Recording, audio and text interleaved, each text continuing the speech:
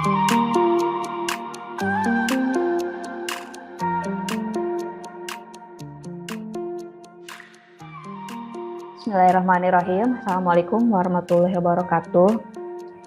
Pada kegiatan evaluasi kurikulum yang telah dilaksanakan oleh Program Studi Informatika UMI, bagian besar mengubah proses pembelajaran menjadi berbasis pada studi kasus, terutama untuk mata kuliah yang memang lebih banyak praktik.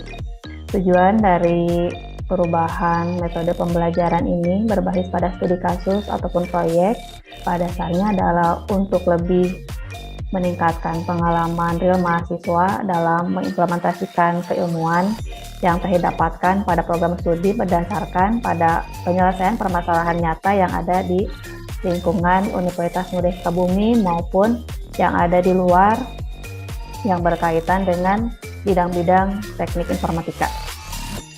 Salah satu diantaranya adalah untuk mata kuliah rekayasa perangkat lunak.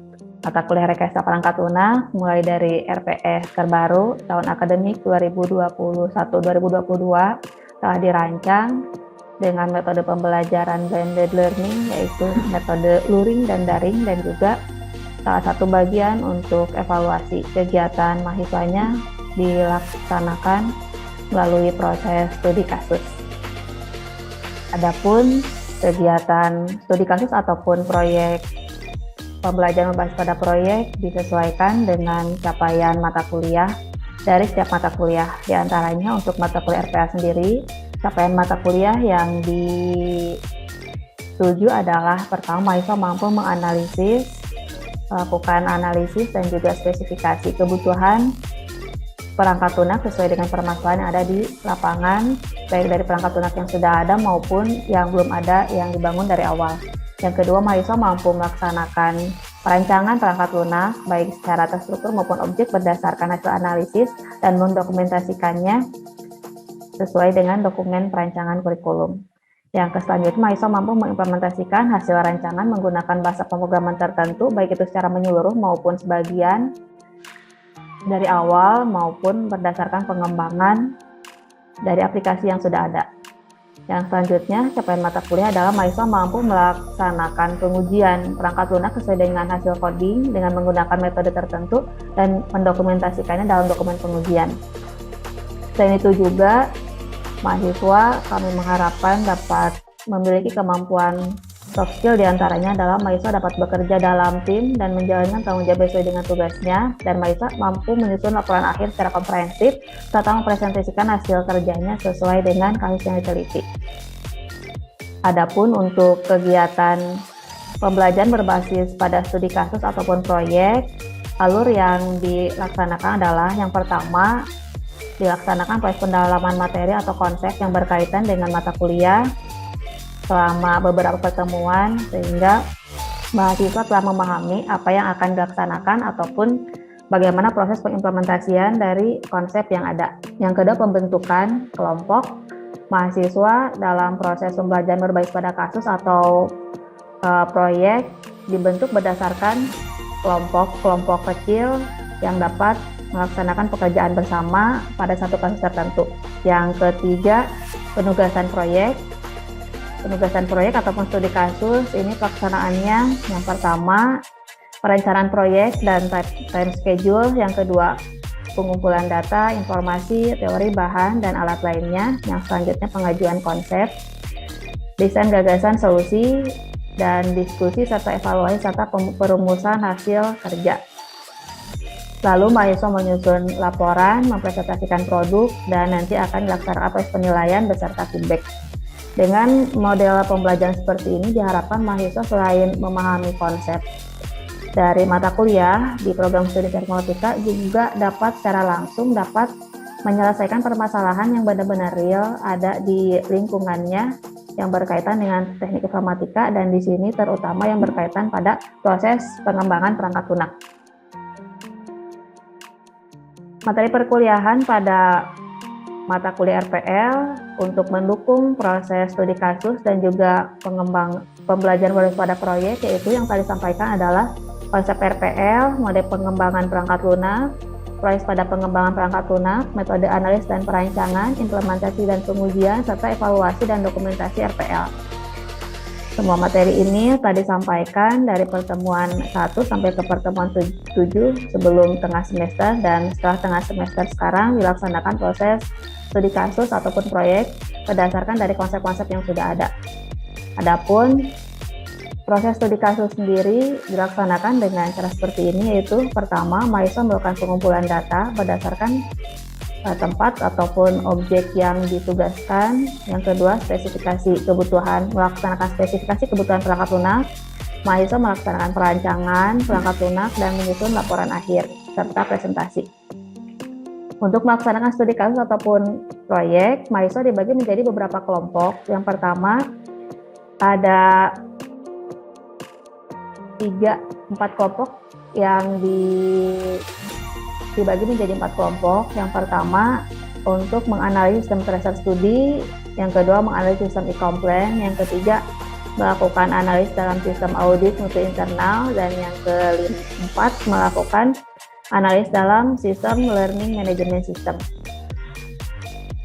Proses analis sendiri dilaksanakan di Universitas Muda Sukabumi berkaitan dengan sistem-sistem yang ada di lingkungan UMI.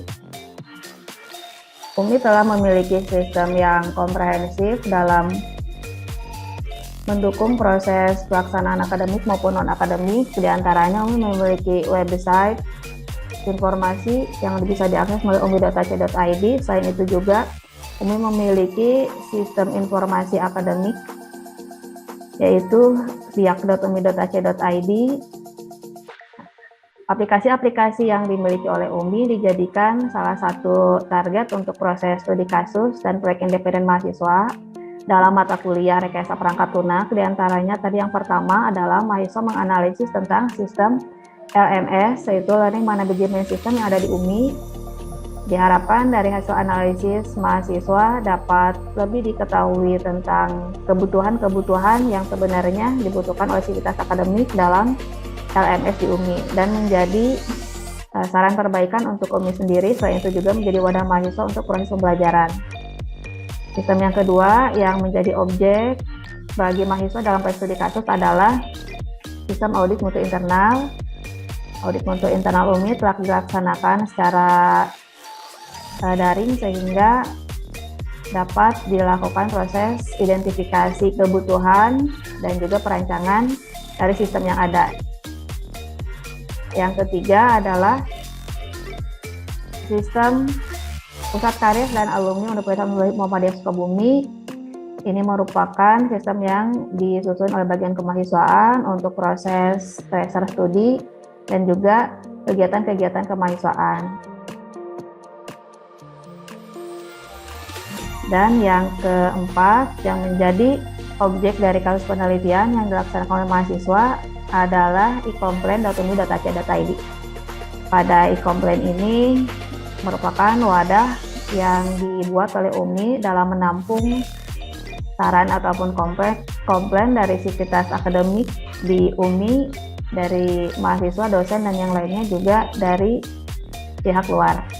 Nah, dari bagian-bagian yang sistem yang di UMI diharapkan mahasiswa dapat belajar melaksanakan kegiatan RPL dari awal, mulai dari proses analisis, perancangan, usulan penyelesaian masalah, coding untuk pengimplementasian hasil perancangan dalam berupa coding untuk beberapa aplikasi yang memungkinkan diperbarui, dan juga analisis untuk pengujian serta feedback, terutama untuk hasil akhirnya diharapkan dapat memberikan masukan untuk UMI sendiri terhadap sistem-sistem yang telah ada di Universitas Muda Sukabumi. Assalamualaikum, Ibu Elsa mau bertanya tentang bagaimana menurut Bu Elsa dengan proses pembelajaran yang dilaksanakan secara studi kasus dari mahasiswa program studi teknik informatika kemarin yang bertanya kepada Bu Elsa tentang sistem e-complaint dan juga audit mutu internal. Memang kemarin sudah ada ya mahasiswa yang ke LPM menanyakan hal tersebut mengenai website e-complaint juga audit mutu internal atau SAMIO. Menurut saya bagus ya membuat mahasiswa itu menjadi cakap untuk melihat penerapan sistem ataupun website yang ada di UMI, terutama untuk menunjang pelaksanaan program di unit kerja. Kemudian juga melakukan observasi juga ya, mahasiswa melakukan observasi, melihat kesesuaian mungkin dari mata kuliahnya juga ya, melihat kesesuaian apa yang mereka pelajari dengan fakta yang sudah berjalan di lapangan. Lalu juga dari sisi personality mahasiswanya juga terlatih dari sisi keaktifan, kemudian juga kecakapan dalam berkomunikasinya, lalu juga kepekaan karena mereka pun menanya terkait kekurangan dari website yang sudah dibangun, dan itu mungkin menjadi salah satu input ya bagi mereka yang kelak akan menjadi founder-founder ataupun mereka yang akan menjadi nanti teknisi ataupun programmer di bidangnya, terutama di bidang sistem. Terima kasih Bu Elsa.